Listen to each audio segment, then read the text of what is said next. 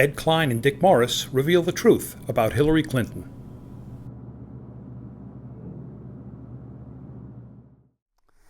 I'm here on a lunch alert with Ed Klein, who is the author of a new book called Guilty as Sin. And guess what? It's about Hillary.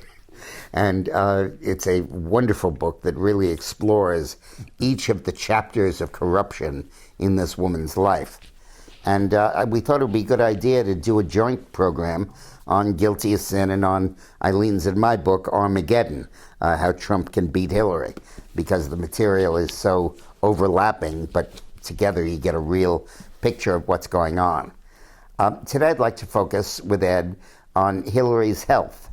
And Ed, as you know, is, unlike me, is an investigative journalist, and he really has sources all over the place and comes up with insights that very few people have and that usually turn out to be correct.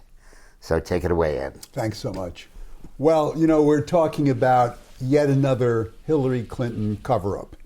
In this case, we all remember that when she was Secretary of State, she had a fainting spell, and she fell and had a concussion, and ultimately was taken to New York Presbyterian Hospital, where a whole bunch of doctors investigated what was wrong with her and discovered that she had both an arrhythmia, which means the heart was not pumping correctly, and also a leaky valve problem. In order to correct this, they put her on a... Clinton was always hellish on leakers. That's right. Another leak on a beta blocker. And a beta blocker takes care medically of this leaky valve, but it also reduces your blood pressure to a very low blood pressure. Those who have low blood pressure are inclined to faint sometimes, as Hillary has many, many times. At least 4 or 5 times in public, the last time at the 9/11 memorial service, and many times in private, according to my sources.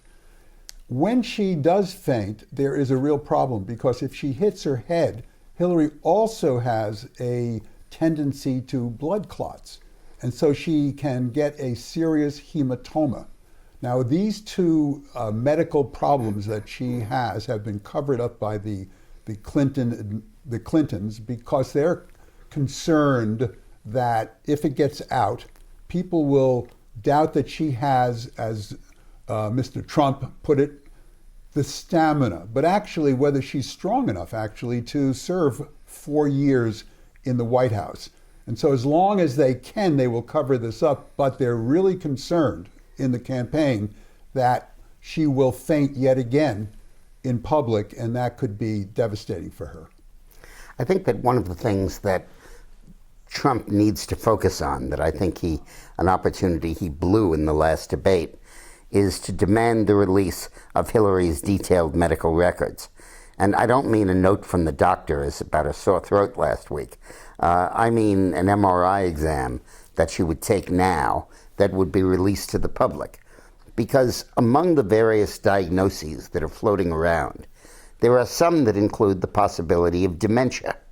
And while we know from FDR that we can have a president who's disabled physically without a problem, we have never had a president who is demented. And that could be a very serious problem, particularly in the operations of the 25th Amendment, as to when she might declare herself unable to govern, or her cabinet might make that declaration for her.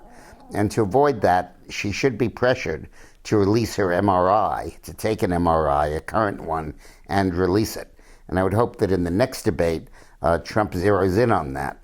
Releasing medical records won't hack it. That's just of the past, and it might just be based on visits.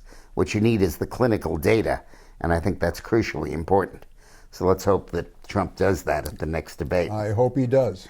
And whenever Ed tells you something from his book, you're getting the tip of the iceberg. So you have to get the book, Guilty as Sin, to really understand the depth of Hillary's health issue, the background, and the extent of the cover-up.